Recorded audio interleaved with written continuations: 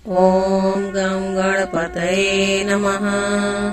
ॐ गं गणपतये नमः।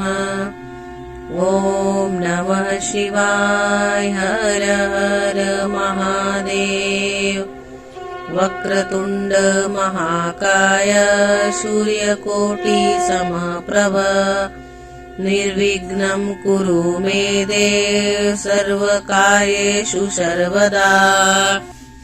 नमस्कार दोस्तों, आज मैं आपके लिए लेकर आई हूँ फागुन महीने की विनायक चतुर्थी की कथा। अगर आपको पूरी कथा सुननी है और इस कथा का पूरा फल प्राप्त करना है तो इस वीडियो के अंत तक बने रहें और पूरी कथा सुने। मान्यता है कि विनायक चतुर्थी के दिन व्रत करने और इस दिन गणेश जी की उपासना करने से घर में सुख, समृद्धि, आर्थिक संपन्नता के साथ साथ ज्ञान एवं बुद्धि प्राप्त होती है। चतुर्थी पर भगवान गणेश जी की पूजा से सभी कार्य सिद्ध होते हैं और सभी मनोकामनाएं पूरी होती हैं। विनायक चतुर्थी के बारे में मान्यता है कि इसके प्रभाव से जीवन में आ रही रुकावटें दूर हो जाती है।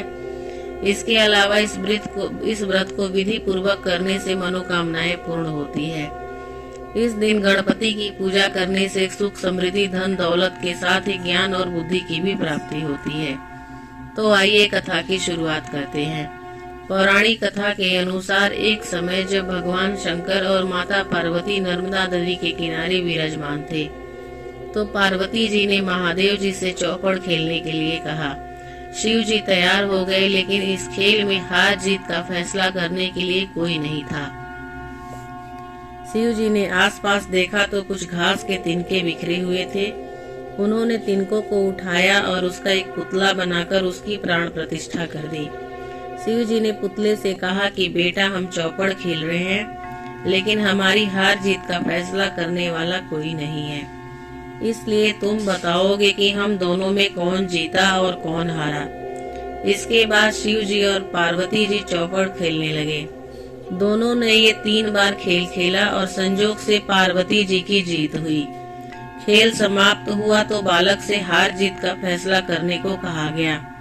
बालक ने कहा कि चौपड़ के खेल में भगवान शिव जी जीते हैं। बालक की ये बात सुनकर माता पार्वती क्रोधित हो गईं और उन्होंने बालक को अपाहिज होने का श्राप दे दिया।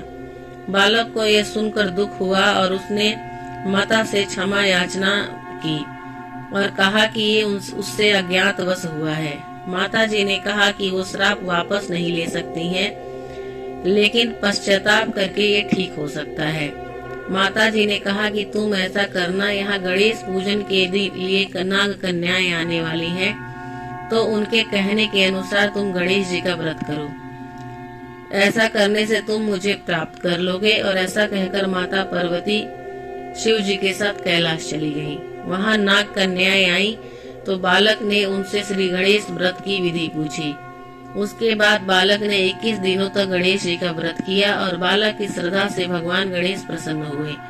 उन्होंने बालक से मनवांछित फल मांगने को कहा तो बालक ने कहा कि हे विनायक, मुझ में इतनी शक्ति दीजिए कि मैं अपने पैरों पे चलकर अपने माता पिता के साथ कैलाश पर्वत जा सकूं। भगवान गणेश ने बालक को वरदान दिया और अंतर्ध्यान हो गए। इसके बाद वो कैलाश पहुंच गया और कैलाश दोस्तों, हिंदू धर्म के अनुसार गणेश जी सर्वोत्तम पूजनीय देवता हैं। उनकी पूजा के बिना कोई कार्यक्रम संपन्न नहीं होता। गणेश जी को प्रसन्न करने के लिए चतुर्थी तिथि पर उनकी पूजा करना शुभ माना जाता है। विनायक चतुर्थी का व्रत रखने और भगवान गणेश जी की इस दिन आराधना करने से उनका आशीर्वाद मिलता है और सारे दुख दूर हो जाते हैं।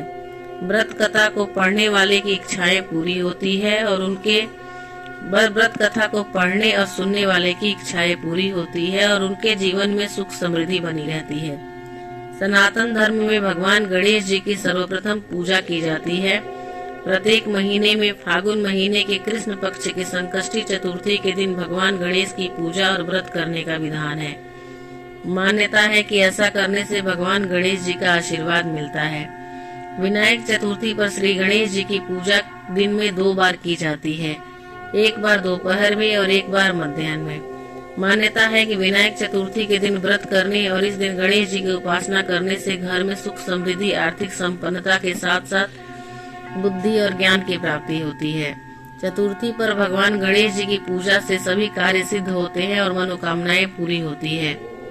विनायक चतुर्थी के बारे में मान्यता है कि इसके प्रभाव से जीवन में आ रही सारी रुकावटें दूर हो जाती है। इसके अलावा इस व्रत को विधि पूर्वक करने से मनोकामना पूरी होती है। इस दिन गणपति की पूजा करने से हर मनोकामना पूरी होती है। अमावस्या के बाद आने वाली चतुर्थी को ही विनायक चतुर्थी कहा जाता है। इस दिन को कई जगहों पर वरद विनायक चतुर्थी के भी नाम से जाना जाता है। फागुन विनायक चतुर्थी का व्रत सुख समृद्धि और संतान प्राप्ति के लिए रखा जाता है।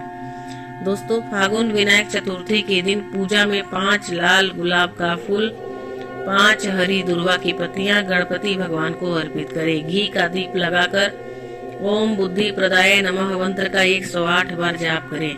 भोग में मोदक चढ़ाएं और पूजा के बाद ये मोदक अपने बच्चों को खिलाएं।